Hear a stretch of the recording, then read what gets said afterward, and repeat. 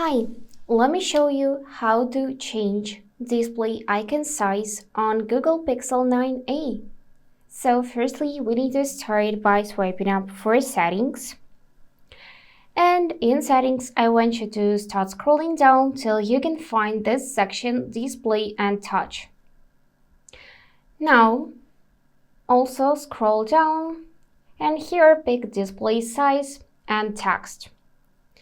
And now you can change display size as well as font size, and as you can see, it will change icon size as well.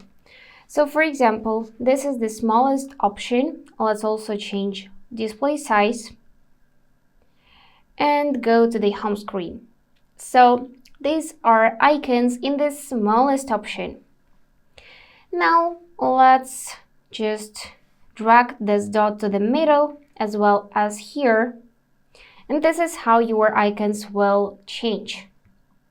Now let's make it the biggest option possible.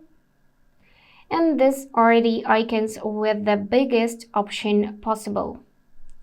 So let me just adjust everything back like that.